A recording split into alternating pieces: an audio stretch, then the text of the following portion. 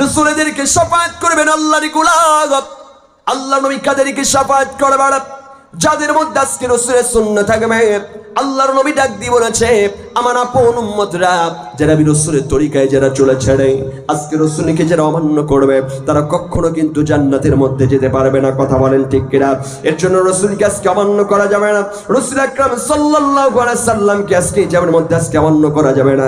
কারণ আল্লাহর নবী ডাক দিয়ে বললেন, কুল্লু উম্মতি ইয়াদখুলুনাল জান্নাত ইল্লা মান আবা। কিলা ওয়া মান আবা? ক্বালা মান আতা'আনি দাখালাল জান্নাহ ওয়া মান আদানি ফাকাদ আবা। জোরে বলে আল্লাহু আকবার। রাসূল আকরাম সাল্লাল্লাহু আলাইহি ওয়াসাল্লাম ডাক দিয়ে বললেন, আমার সকল উম্মত জান্নাতে প্রবেশ করবে, কেবলমাত্র ওই ব্যক্তি জান্নাতে প্রবেশ করতে পারবে না। ওই ব্যক্তি কারা? আল্লাহর নবী সাল্লাল্লাহু আলাইহি সাল্লাম বলেছেন, যে ব্যক্তি আজকে এই জাবের মধ্যে আমি রাসূলকে অসম্মত করলো, রাসূলকে যারা আজকে এই জাবের মধ্যে একসেপ্ট করলো না, রাসূলকে যারা অমান্য করলো না, রাসূলকে যারা একসেপ্ট করলো না, রাসূলের সুন্নাহ যারা মানলো না, ওই মানুষগুলো আজকে এই জাবের মধ্যে কখনো আল্লাহর জান্নাতে যেতে পারবে না। এখন আমার আপনার প্রশ্ন হলো, আল্লাহর গোলামেরা, রাসূলের সুন্নাহ রাসূলের পথ আমাদের বেছে নেওয়ার দরকার আছে না নাই? আর একটু জোরে বলুন, আছে না নাই? আল্লাহর নবীর তরিকায় চলাবার, কেন রাসূলের সুন্নাহগুলো মানবে? যদি রাসূলের সুন্নাহগুলো যদি মানে জীবনে গঠন করতে পারো না, আল্লাহ জাল্লে জালালুহু জাল্লে শানুহু আপনাদেরকে এই জাবের মধ্যে রাসূলের শাফায়াত গ্রহণ করাবে না। কেন আজকে রাসূলের সুন্নাহ যদি কেউ না মানে, আবু জেহেলের তরিকা যারা মানবে, যারা কোরআন সহ্য করতে পারবে না, এই মানুষগুলো কিন্তু আজকে এই জাবের মধ্যে কোনোদিন আল্লাহর নবীর শাফায়াত পাবে না। কথা বলেন ঠিক কিনা? একটা দৃষ্টান্ত দিয়ে আল্লাহর গোলামেরা, আল্লাহ তাআলা একটা আয়াতের মধ্যে বললেন, ওয়ামান আহসানু কওলাম মিম্মান দাআ ইলাল্লাহ ওয়া আমিলা সালিহান ওয়া ক্বালা ইন্নানি মিনাল মুসলিমিন।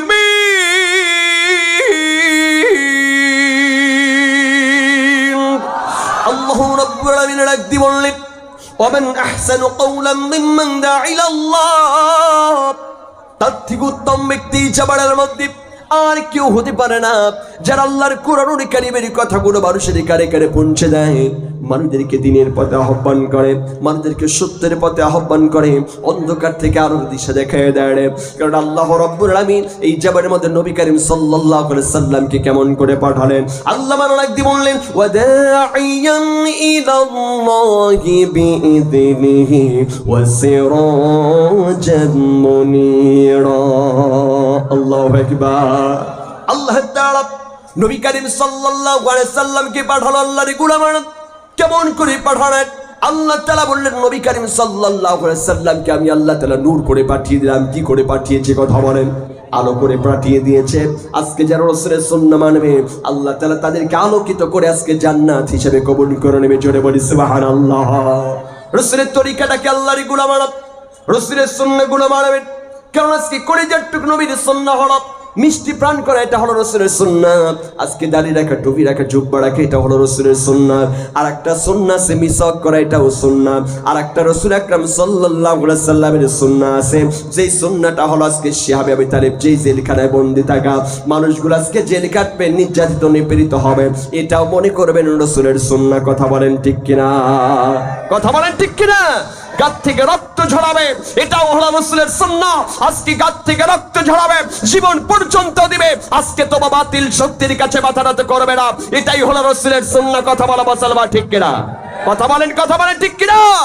কেন আমরা জানি কলিজার টুকরো নবী আবার কালেমার দাওয়াত দিতে যখন শুরু করলেন, কালেমার দাওয়াত দিতে যখন শুরু করলেন, রাসূলের শত্রু বেড়েছে না কমেছে? কথা বলেন রাখতে পার, বাড়ছে না কমছে?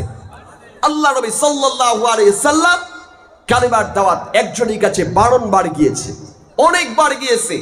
তার নাম আর কেউ নয়, নামটি হলো আবু জাহাল। নাম কি? কথা বলে। নাম কি? কথা বলে। আবু জাহাল। এই ব্যক্তিটার কাছে কালেমার দাওয়াত নিয়ে যাবে, ঠিক সেই মুহূর্তে আল্লাহ নবী সাল্লাল্লাহু আলাইহি সাল্লাম গভীর রাতে ঘরে আসলেন। আসার পরে খাদিজাতুল কুবরাকে ডাক দিয়ে বলছেন, খাদিজা রে, আজকে তোমাকে আমি একটা কথা বলবো। আমি মুহাম্মদ আজকে একটা মিশন হাতে নিয়েছি। কি মিশন হাতে নিয়েছি বলা যাবে?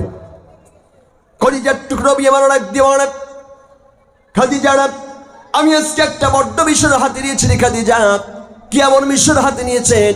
খদিজার টুকরো নবী আবার ডাক দিয়ে বলছেন, খাদিজা রে, আজকে যে গভীর রাতে আমি চলে যাবো না, আজকে ঘরের দরজা খাড়া আটকায় দিবা না রে খাদিজা।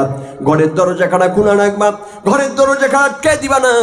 আজ ঘরের দরজাটা খোলা রাখবা, আমি কালেমার দাওয়াত দেবার সম্পূর্ণ করে, কালেমার দাওয়াত সম্পূর্ণ করে চলে আসবো না। আপনি কার কাছে কালেমার দাওয়াত নিয়ে যাবেন? খাদিজাতুল কুবরা যখন প্রশ্ন করলো না, আল্লাহর নবী ডাক দিয়ে বলে, খাদিজা আমি আজকে আমার একজনের কাছে কালেমার দাওয়াত নিয়ে যাবো না। তিনি আর কেউ নয়, তিনি আমার চাচা আবু জাহাল। অনেকবার তার কাছে কালেমার দাওয়াত নিয়ে গেছি খাদিজা, কোনোদিনই কালেমা টেকসেবে করা নাই। আজকে শেষবারের মতো আমি তার কাছে কালেমার দাওয়াত নিয়ে যেতে চাই না, শেষবারের মতো তার কাছে কালেমার দাওয়াত নিয়ে যেতে চাই না। এইটা যখন বললেন, খদিজার টুকরো নবী আবার ডাক দিয়ে বলছেন, খাদিজা রে, আজ এই ঘরের দরজাটা আটকায় দিবা না রে, ঘরের দরজাখানা খোলা রাখবা, আমি আবার কালেমার দাওয়াত দেওয়ার চলে আসবো না। এইটা যখন বললেন, খদিজার টুকরো নবী আবার যখন তিনি চলে গেলেন, গভীর রাত হয়ে গেছে, আবু জাহেলের বাড়ির সামনে গিয়ে দরজায় কড়াঘাত করছেন, চাচা যান দরজা খোলেন। চাচা কি বাড়িতে আছেন? একটু দরজা খোলা যাবে না? আবু জাহাল ঘরের ভিতর থেকে দরজা খানায় খুলে দিল না। গভীর রাত হয়ে গেছে, আবু জাহাল যখন এই কথাটি বলল, মোহাম্মদ যখন ডাক দিয়েছে, আবু জাহাল দরজা খুলে বাইরে এসে দেখতে পাচ্ছেন আমার ভাতিজা মোহাম্মদ এসেছে। মোহাম্মদকে ডাক দিয়ে বলে, ভাতিজা মোহাম্মদ, এই যে এত গভীর রাতে তুমি কেন, কিসের জন্য এসেছো বলা যাবে না রে, এত রাতে কিসের জন্য এসেছো বলো। আল্লাহর নবী ডাক দিয়ে বলে, চাচা আপনার কাছে একটা কথা পৌঁছে দেওয়ার জন্য এসেছি। কেমন কথা পৌঁছাবার জন্য এসেছো বলো। আল্লাহর নবী ডাক দিয়ে বলছেন, চাচা রে, আজকে আপনার কাছে আমি অনেকবার কালেমার দাওয়াত নিয়ে এসেছি, কিন্তু কোনোদিন কালেমাটা একসেপ্ট করেন নাই, কোনোদিন কালেমাটা গ্রহণ পর্যন্ত করেন নাই। আপনার কাছেই বলতে চাই চাচা যান, আজ এই গভীর রাতে আপনার শূন্য পূর্ণ কেউ নাই, আপনার ডান হাত বাম হাত কেউ নাই। আপনি যদি গোপনে যদি আমার কাছে যদি কালেমাটা একসেপ্ট করে নেন, তাহলে এই জামিনের মধ্যে চাচা যান, আজকে এই জামিনের মধ্যে আপনাকে বলছি, আজকে এই জামিনের মধ্যে একটাবার কালেমা যদি গ্রহণ করে নিতে পারেন, কারণ আজকে এটা অনুযায়ী হাদিস শরীফের মধ্যে বর্ণনা করলেন। আন আনাস বিন মালিক রাদিয়াল্লাহু তাআলা নবী সাল্লাল্লাহু আলাইহি ওয়াসাল্লাম قال يخرج من النار من قال لا اله الا الله وكان في قلبه من الخير ما يسير شيرة ثم يخرج من النار من قال لا اله الا الله وكان في قلبه من الخير ما يسير برة ثم يخرج من النار من قال لا اله الا الله وكان في قلبه من الخير ما يزين الذرة رعاه المسلم جنب الله أكبر। আনাস বিন মালিক রাদিয়াল্লাহু তাআলা থেকে বর্ণিত, নবী করিম সাল্লাল্লাহু আলাইহি ওয়াসাল্লাম বলে, যে ব্যক্তি একবার পড়বে লা ইলাহা ইল্লাল্লাহ, যারা আজকে তাসবিহটা জুববাড়া একবার যদি বলো লা ইলাহা ইল্লাল্লাহ, এই তাসবিহটির সঙ্গে সঙ্গে তেলাওয়াত করার কারণে আজকে তার অন্তরে যদি বিন্দু পরিমাণ যদি আজকে যেমন ঈমান থেকে থাকে, ওই ব্যক্তি বিন্দু পরিমাণ ঈমান থাকা শর্তে আমার আল্লাহর জাহান্নাম থেকে জান্নাত অবধি পৌঁছে যাবে। জোরে বলি সুবহানাল্লাহ।